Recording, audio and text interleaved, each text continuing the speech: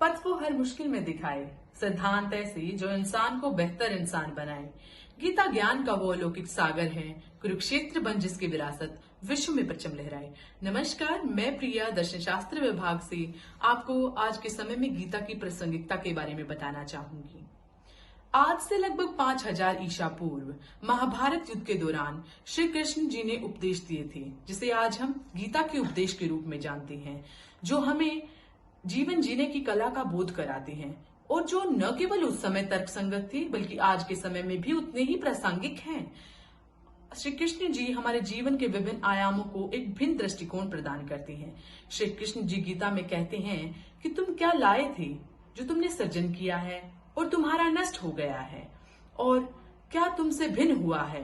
तुमने जो लिया है वो यहीं पर लिया है, और जो तुमसे भिन्न हुआ है वो भी यहीं पर भिन्न हुआ है।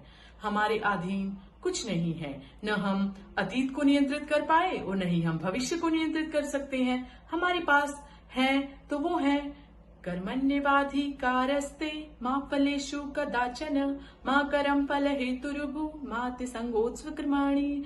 अर्थात केवल कर्म करने पर हमारा अधिकार है, फल पर नहीं। हमारे अधीन हमारा केवल वर्तमान है, अतः उसे खुलकर जिए। गीता में कहा गया है कि यदा यदा ही धर्मस्य ग्लानिर्भवति भारत अभ्युत्थानम धर्मस्य तदात्मानं सृजाम्यहम्। अर्थात जब जब धर्म का लोप होगा, अधर्म में वृद्धि होगी, तब तब धर्म के उत्थान के लिए साकार रूप में भगवान प्रकट होंगे। इससे संबंधित एक और श्लोक है, परित्राणाय च साधूनां विनाशाय च दुष्कृतां धर्म संस्थापनार्थाय संभवामि युगे युगे। यह श्लोक भी हमें ये दर्शाता है कि सज्जन पुरुष के कल्याण के लिए और दुष्कर्मियों के विनाश के लिए, धर्म के उत्थान के लिए हर युग में भगवान प्रकट होते हैं। इससे हमें पता चलता है कि अच्छाई और बुराई हमेशा ही संसार में रही है। रावण भी हमारे अंदर है और राम भी हम में ही है। जरूरत है तो हमें अपने भीतर के राम को पहचानने की। यदि हम अपने भीतर की सकारात्मक ऊर्जा को जान जाएं, तो हम एक सकारात्मक वातावरण का न केवल निर्माण करेंगे बल्कि उस ऊर्जा को हम महसूस भी करेंगे। गीता में कहा गया है कि धर्मो रक्षिते रक्षिता, अर्थात जो धर्म की रक्षा करता है, धर्म उसकी रक्षा करता है। यहाँ धर्म से संबंध कोई विशेष धर्म नहीं रखता, अपितु धर्म तो वो है जो हमें सही और गलत का अंतर बताए और मानवता का पाठ पढ़ाए।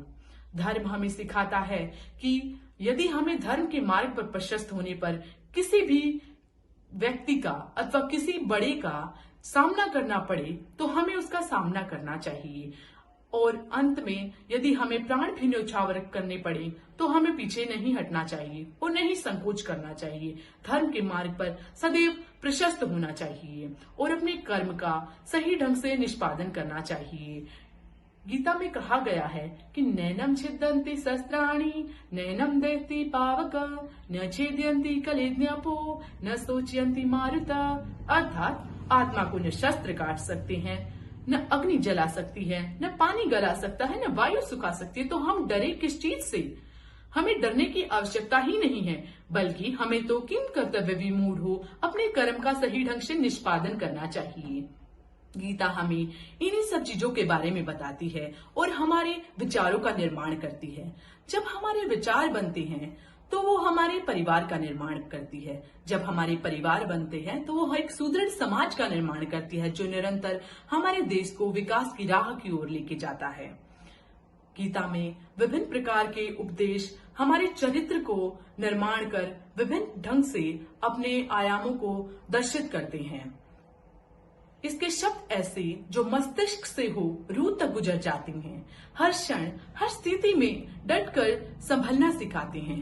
गीता मात्र एक पुस्तक नहीं, अपितु वो जीवन का सार है जो जीवन जीने की कला